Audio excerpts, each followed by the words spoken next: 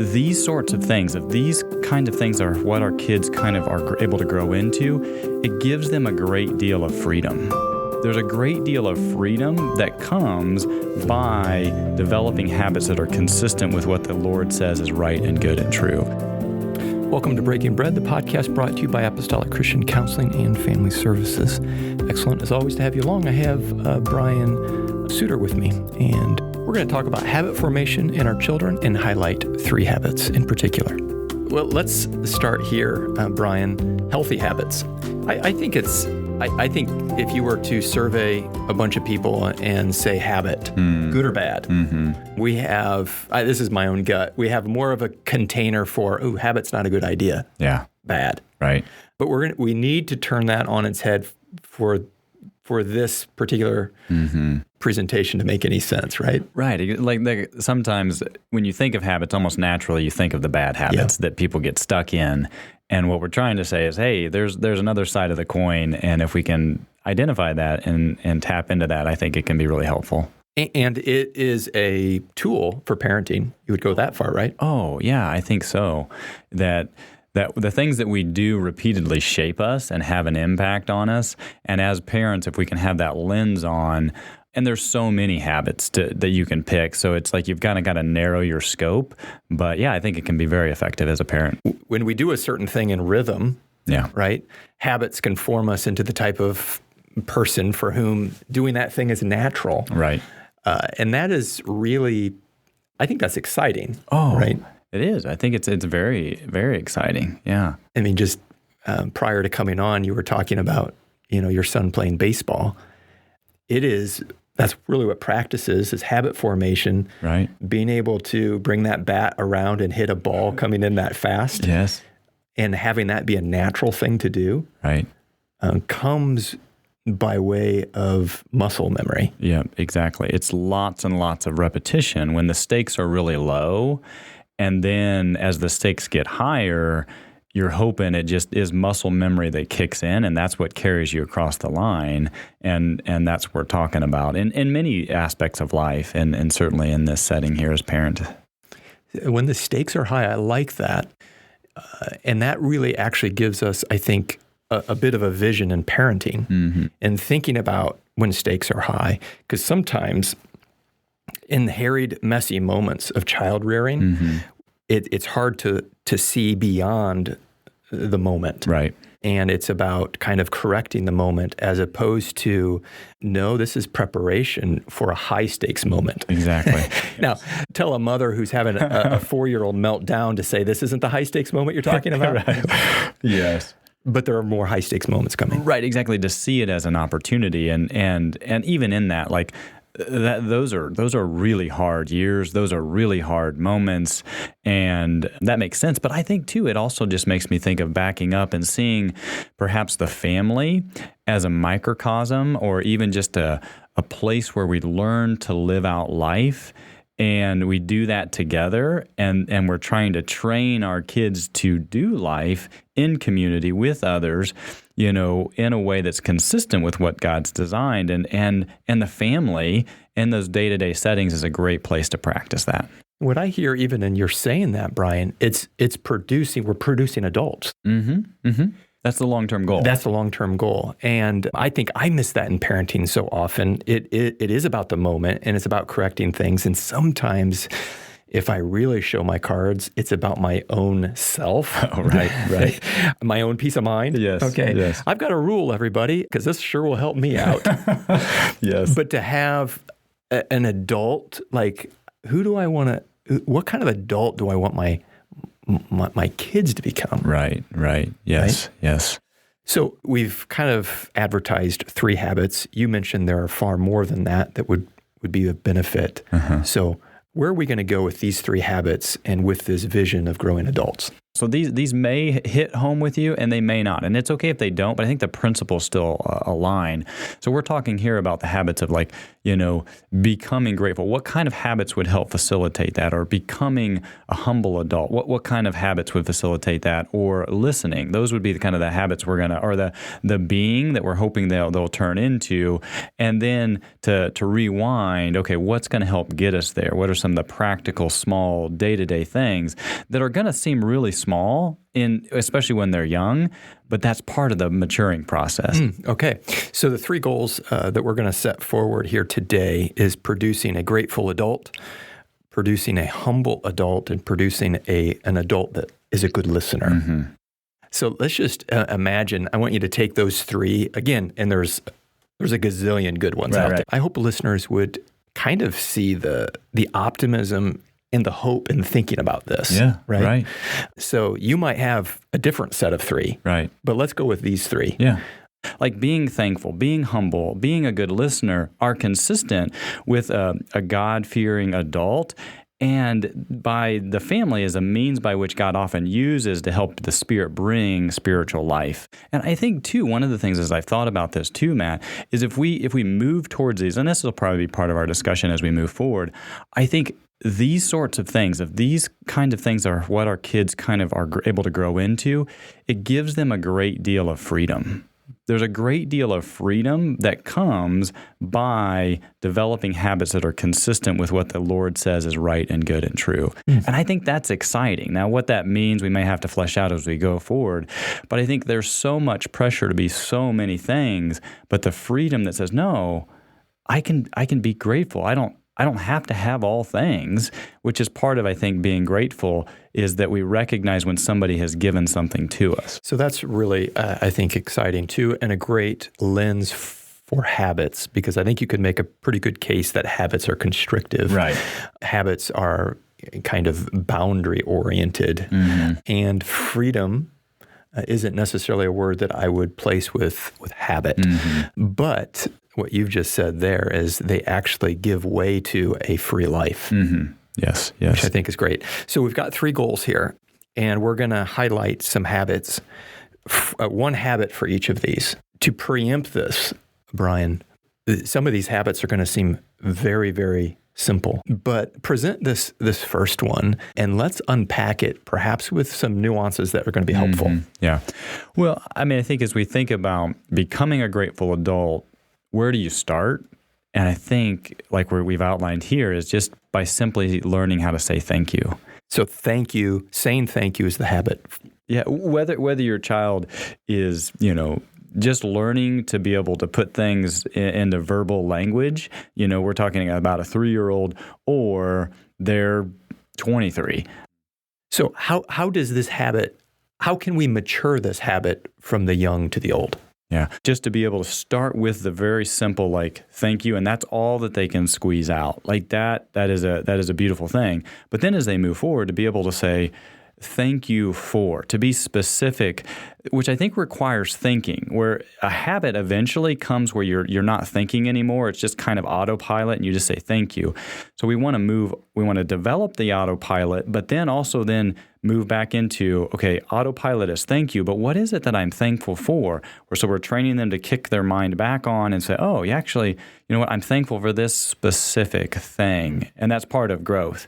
And then as you're moving forward, you're like, I'm thankful for this, like this was such a blessing. And again, back to that freedom piece, I think what we're saying here, thank you, it requires this piece of like, I don't have all things. I don't deserve all things. And therefore, I recognize when something has been given to me that, one, I don't deserve and I wouldn't have had otherwise.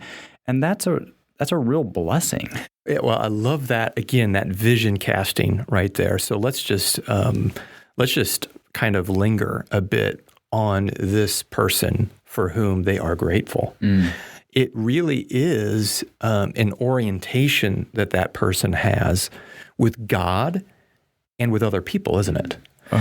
To say thank you for this specific thing because I see the grace in it is a is a person who really, really understands who they are in this world. Yes. Isn't that powerful? Oh, it's so powerful. Starting with a simple habit of thank you, but more than that. Yes. A maturing of that. Yes, yes.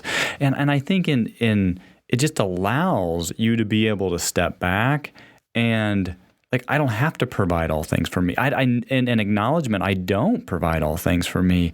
And like, wow, look at all the things I've been blessed with, whether that's from God or, in a specific situation with another human being. Like, wow, like God's put some really gracious people in my life, or like this is not necessary. This is above and beyond. To have that sort of lens is refreshing. Mm-hmm. Yeah. Sometimes I think to even see that juxtapositioned to its opposite, even is really, really helpful, right? So if we were maybe take the opposite of a grateful person, we have probably an entitled person. Yeah. A person who is entitled sees no reason to say please and has no reason to say thank you. Right. Because isn't that what you were supposed to do for me? Mm-hmm. Right, yeah. And when you kind of say it that way, you realize, oh my word, I should be saying please and thank you. Oh, right. Yeah, yeah. But it's insidious, right? It is, yeah. Which is, I think that's exciting and maybe good just for us to keep on our radar that either direction just can grow on itself. And if we get into a place of entitlement or criticism, that's an easy path to go down, and it'll grow and mature a sort of human, an adult that we don't want to be, and I don't think we want our kids to be. But it's a natural thing. I really like that. And and in the spirit of that, the type of adult that we want to be, let's go to the second one, Brian. Yeah. So here, if we think of like, okay, yeah, I would like my child to grow into a humble adult. What would maybe be, one of the pathways there towards that? What we're suggesting here, the habit would be to start to facilitate the I am sorry, the habit of recognizing, hey, I've messed up here and I am sorry. And so here again, something that all of us have said, parents, is this is, we've all instructed our kids to say that I'm sorry. But I think to place it in this larger growth, this larger vision of becoming a humble individual, speak a little bit to the need. I mean, you're a counselor. For adults to be able to say, I'm sorry. Yeah. Because sometimes it becomes harder. Oh, man. Yeah. No. And I think it in a bigger picture sort of way, I think one of the things that we struggle with today, and I wonder if, social media contributes to this, is being able to acknowledge wrongdoing or that we haven't done something perfectly or right is so painful. And so we grow up in a culture, instead of being able to say, hey, I really blew it here or I messed up, we go down the road of defense, defending, and figuring out who else to blame. Yeah. We become really good lawyers, don't we? That's right. Yes. And we can split the fault in lots of creative ways. Yeah, right. So yeah, back to freedom. Like if as an adult you are free to be able to say, hey, I blew it here, or I didn't do this right, whether it was a mistake or you just straight out, sinned or whatever it was, to be able to have the freedom to come to somebody and say, yeah, I am sorry. There's so much freedom in that. Like therefore, you don't have to be perfect. That again, just like thank you, it's pointing towards I'm not big enough to do all of these things. In this case, we need somebody outside of ourselves to be perfect because we can't, and we need to be able to acknowledge wrongdoing to restore relationship. What I hear you're saying there too, Brian, is a real honest understanding of ourselves as human beings, and that we're going to fail. We're going to be at fault. That is part of the world that we live in. So having a skill set to cradle or carry our brokenness, this is one of them, right? To be able to own, acknowledge, and ask for forgiveness. Say, I'm sorry. Right.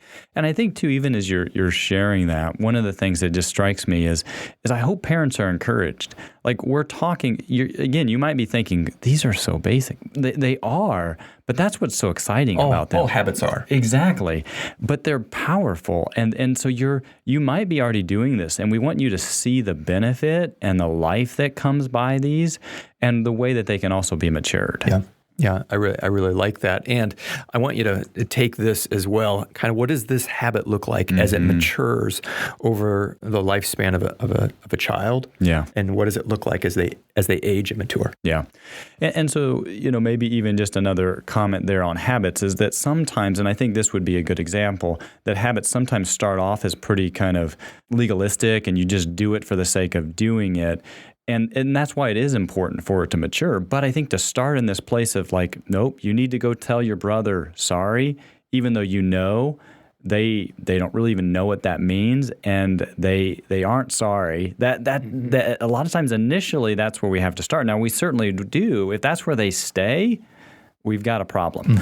But being able, as they mature and they move on, to be able to say, yeah, I'm sorry, and I'm sorry for specifically, what is it? And again, it turns their brain back on and they need to be able to identify that. So moving from simple, I'm sorry for a young child, then matures into, I'm sorry, Yes.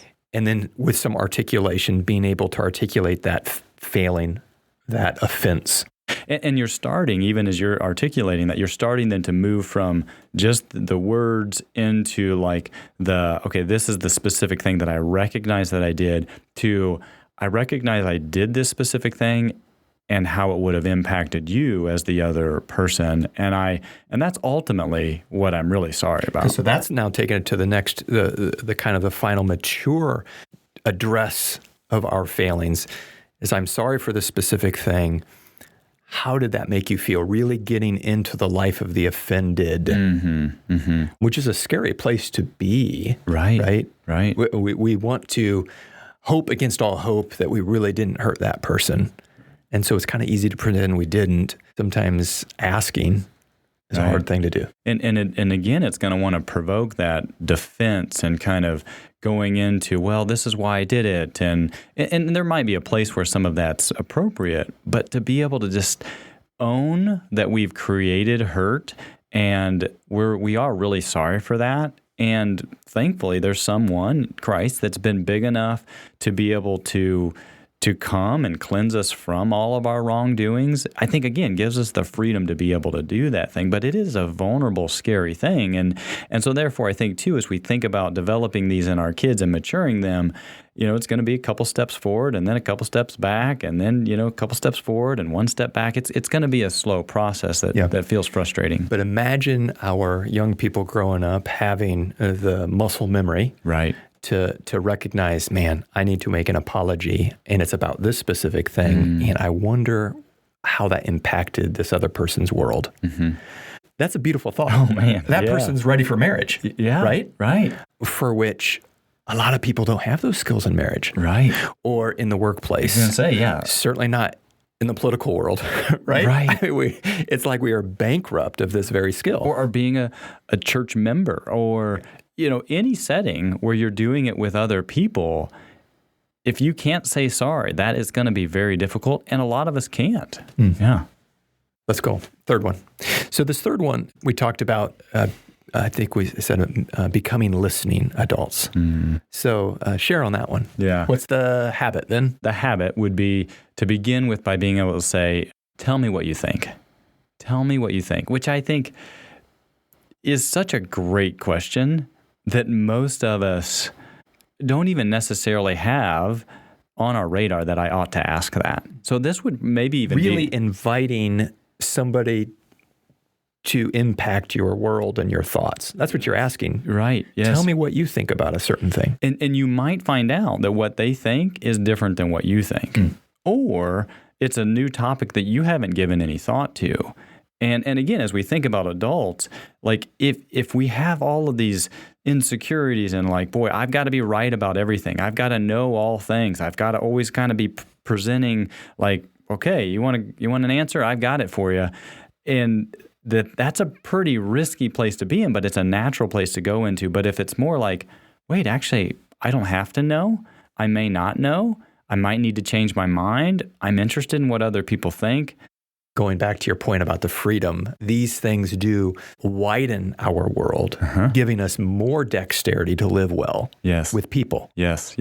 And I think that the exciting thing about this one for me is if we can help our kids do this early, that's the place to learn it, because it's easier. And it'd be interesting even as you as a teacher, like to ask questions as a second grader. I mean, that's a scary thing to do in a classroom. Don't get me wrong. But to do that versus like when you're the senior in high school and you've never asked any questions at that point, like nobody wants to expose that they don't know, But if we can get them doing it early, it's like, well, of course I don't know. That's why I'm in this classroom. Yeah, I have found that students aren't good at asking questions. And if we don't instill this habit young, they come to very different conclusions on how they acquire knowledge. Yeah. Which I think is another good point, even like in our current world. Like it's so easy to learn in private. And so like, oh, you know what? I'll just wait till I'm home and I'll look at on my phone or Google. And it's not that that's terrible, but it takes out the relational piece. And I think that's an important aspect that we can help our kids learn in the home setting. Information separate from humanity. That's a conversation to have at another time, but we're definitely in the world right now of content separate from humanity, which is interesting. All right, well, let's go and let's look at this as a maturing habit, kind of like what you did with the last ones. What does it look like to have a habit for the young child, and then what does it look like as that matures? Yeah. So I think early on, we're just trying to help, kind of build this framework in our kids that you don't know everything, and that's okay. And so that's where I think that question starts to frame that up. So tell me what you think. Tell me what you think. Is the pattern, the habit we would like our kids to have in their muscle memory? Right, exactly. And then part of then maturing, which I think you're starting to set the table for this, is like, okay, tell me what you think, but then you're adding this like, boy, I have so much to learn. And helping them embrace that. Like I think that's such a gift to our kids that we would help them say, yeah, you've got a lot to learn. Because it's interesting. Every human at every stage of life, especially younger, I think we know a lot more than what we do. And it's one of the things that can be frustrating, I think, as for younger people, is like I'm meeting with this person who's, 40 years ahead of me, and they're telling me they don't know anything. Like, wait a second. Like, I know more than they do, but no, they've actually come to this place of like recognizing there is so much to learn, so much to know, and life is a lot more complicated than what it looks like. This verbal prompt, I have a lot to learn, really comes, I think, really together well with the tell me what you think, I have a lot to learn. Yeah. And we might not believe that at the start, right? But over time, I think that does. You see it to be true. Yeah.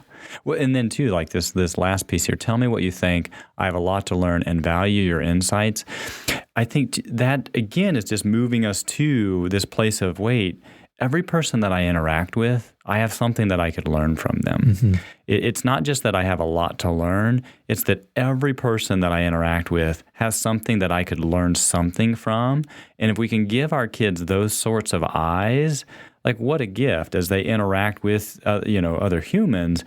And it also, too, is a way to bless others. And what a beautiful kind of community to start to build. Well, it really adds to the second one that you mentioned, tell me what you think, I have a lot to learn, really is understanding oneself well, to say, okay, I truly need this.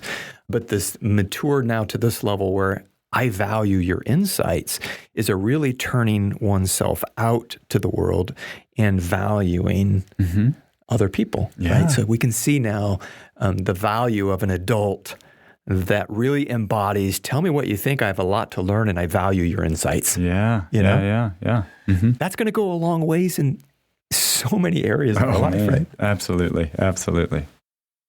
Okay, well, this has been really, I think, really helpful, Brian. Again, these are just three, right? And these have just been some basic goals, right? Of becoming a grateful adult, becoming humble adults, becoming listening adults. And these are three of many. Right. Right. As we kind of land this plane, what are some of the takeaways really from this conversation? Yeah. Well, I think a couple of them would be just to think about the kind of adult you want your children or your child to be. And then from there to work backwards towards, okay, what would maybe be a really simple starting point for helping move them towards that kind of, having potential towards that kind of an adult. Be okay with starting really simple and small. That's almost always the place to start. With habit formation. With habit formation is start with something small and basic that's manageable. It's going to feel like this is not enough. That's probably a good sign of a good place to start. And if it goes smooth and you're like, wow, this is pretty easy, then to think about what's the next step that we could add to it. And how can we mature that thing? There's ability here to dial and tool this thing to fit uniquenesses. Exactly, Children. which I think is really important. And to keep in mind, too, that we're including, we talked about things that we say. This could be things that we do, first thing in the morning, or this is how we finish the day, or these are things that we do for others. There's lots of. So you get a marker board with your spouse and start marking it up with brainstorm ideas. Exactly. It'd be a fun thing to do. Thanks a lot. Thanks, everyone, for being with us here today. Have a great day.